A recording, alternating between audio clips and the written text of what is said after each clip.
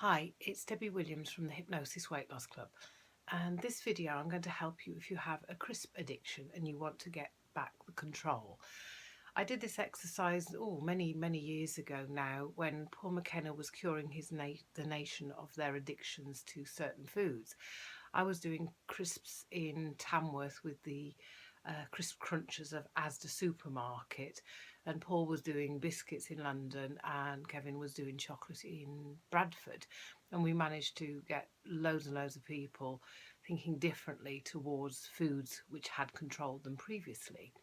So what I want you to do is to just close your eyes and just imagine those crisps are in front of you now, and notice on a scale of -10 to +10, where would you rate them on desire? Would it be sort of like a +8 or something like that, I've got to have them? Okay, what I want you to do to begin with, we're going to take the desire higher and then we're going to link it by taking it lower. So I want you to just think, what would you have to say to yourself to take it up to a +10? Maybe saying, I'm starving. Notice, does that take it higher? Or I deserve this. Or after the day I've had. Or an upset, how dare they treat me like this?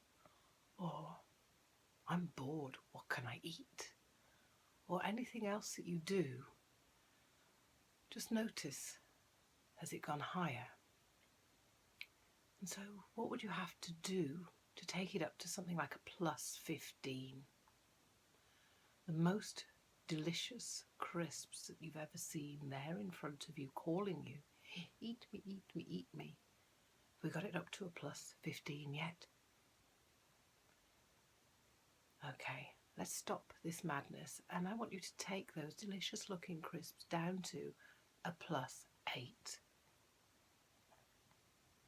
And I wonder how you did that. Maybe imagine they look a bit stale, or they don't taste quite as nice as you thought.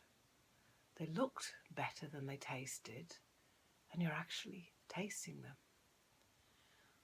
See, sometimes when you eat with your eyes closed, foods don't taste the same because we rely on our visual imagery to link into how we feel about them. We kind of hypnotize ourselves. So what would you have to do or imagine to bring it down another couple of points? Those delicious crisps, maybe a bit of mould on them or something. And maybe you crunch into something and you think, what's that? That's not very nice.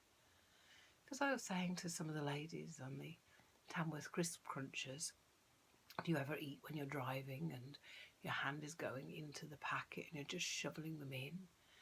And I shared a story that I helped another lady stop eating those crisps, as when she put one into her mouth, she thought, that tastes a bit funny, the texture tastes a bit funny. And anyway, she persevered and she ate it. And then she went for the next one and it tasted funny. In fact, there was something that was hard and almost spongy. It was a weird sensation. And she'd pulled up to the traffic lights. She actually pulled it out of her mouth and she looked at it and it was like grey and weird. And then she looked down at the other crisps and she saw they were all this funny grey colour. Anyway, when the result came back from the laboratory, it showed that a mouse had got into the crisp making machine and had got sliced up. So she'd been eating dead mouse. And just imagine eating dead mouse mixed with your favourite crisps now. Crispy dead mouse, fried in vegetable oil, nice and healthy not. And where has it dropped down to now? And so what food do you absolutely hate? What could you mix these crisps with as part of the flavouring? Maybe mouldy fish powdered up onto adding to the spicy flavours, but it's got a funny aroma. And so where has it gone now? What would you have to do or imagine to take it to a -5 or more? You may already be there. What would be the most horrendous thing that could be done to that?